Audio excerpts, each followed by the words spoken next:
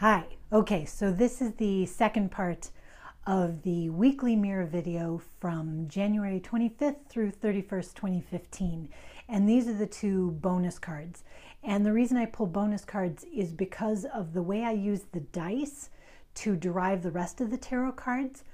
I don't get numbers lower than 3 or higher than 18 because I'm using 3 dice, so the lowest number I could get using 3 dice is 3 1s, and the highest number I could get is 3 6s, 18.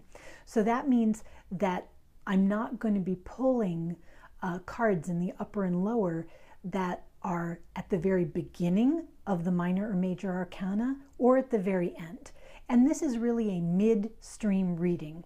A week is just an arbitrary choice of days in the middle of your life, in the middle of processes. Hopefully this is not the very beginning or end of your life. If you're a baby, I don't know what you get from this. And certainly I hope to see you next week. So the reason I pull the bonus cards is to allow beginnings and ending cards the chance to come up if there's something to say about it. And so I use the Tarot of Reflections. It's a low Scarabeo deck. The artist is Francesco Ciampi. And so here are the two that I got. And I think they're splendid cards. They're really beautiful. So here is the King of Pentacles. This is in the lower, or you could think of as sort of the yin internal position. So this might be a perception type card. And then this is an action card. In the sort of yang position, the external position. So this really, to me, in a way, being the King of Pentacles, this card of mastery, of material security. Sometimes I think of this card as the vault.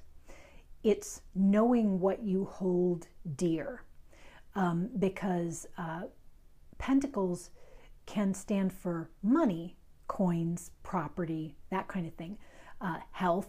They can also stand for values. What do you hold most dear? What to you is as dear as gold?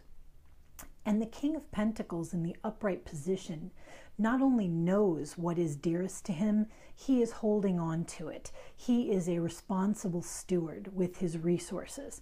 So the resources might be your time, might be your energy, might be what you're contributing to various projects going on, but the King of Pentacles has that figured out, feels secure, knows when to share resources, knows when to hold them back, has a great sense of comfort and responsibility. And that allows him to be generous as he chooses, because he can be generous without imperiling any of his other obligations. So I think this, in a way, very much echoes the 9 of Cups that we had above, which is this contentment. This is what I wish, and I'm really happy about it. I feel great. I feel centered. And I think this represents, this King of Pentacles, that emerging sense of, yes, I do finally know what I want. I mean, I don't know about you, but people talk about, oh, you know, wherever you're going on your path and whatever it is you wish. And sometimes I know exactly what they're talking about. And sometimes when I'm thinking about my own life, I'm not quite sure. So definitely the last part of last year, and certainly in January, I've had uncertainty around those issues. And it looked to me like the astrology and some other elements were saying that that might not just be me. So it might be you too. But things may be coming into focus. And as they come into focus, you get a more solid sense of yourself, a sense of, yes, okay, I know what I want, I know who I am, and I think I might even know how to get it. And now we're ready for this Ace of Swords. This Ace of Swords just couldn't be more Aquarian if it tried. There is no divine hand. There's just this sort of indigo going into lavender, into this paler purple, and then into a more violet sky. But it's definitely a card that has a lot to do with, you think of the crown chakra, you think of this enlightenment, you think of ideas, and they are great ones.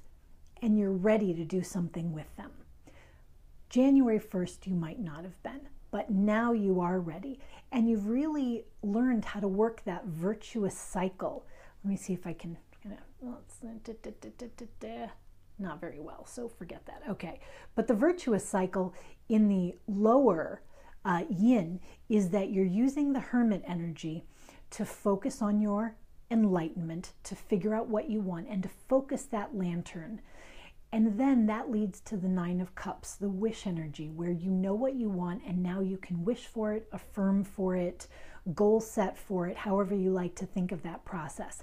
Then we carry it into the external world and we get to that Six of Wands energy, which says, I now know how to carry forth these wishes and goals into the external world. And the Eight of Wands means there's nothing but momentum behind you, continuing to speed it forward, and things are going where you aim them.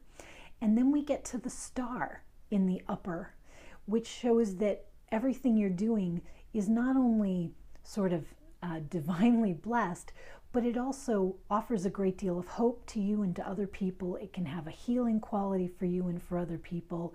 It's really a virtuous cycle. And the star and her great starlight, we can think of the star in the star as going right back into the hermit's lantern, where it's focused again, it's contemplated, it's thought about, it's focused again, it turns into the wishing cups, it becomes the laurel of triumph, it gains momentum as the Eight of Wands, and it is fulfilled again in this great bursting starlight of energy and hope and goodness. So I sort of feel like in this great symmetry of this week, we're really generating this virtuous cycle, and now we feel ready to use it because one of these pieces of the chain or these pieces of the circuit wasn't functioning, and maybe it was you needing to look into your past and figure out some things that felt broken, deciding what you wanted.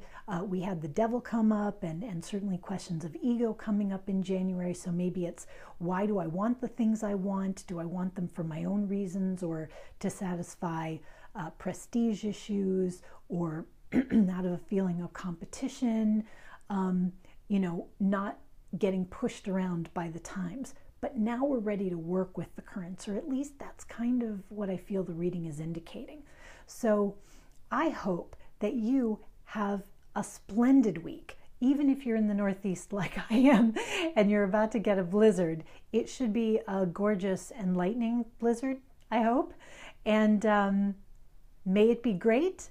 And thanks very much for watching. And I appreciate you.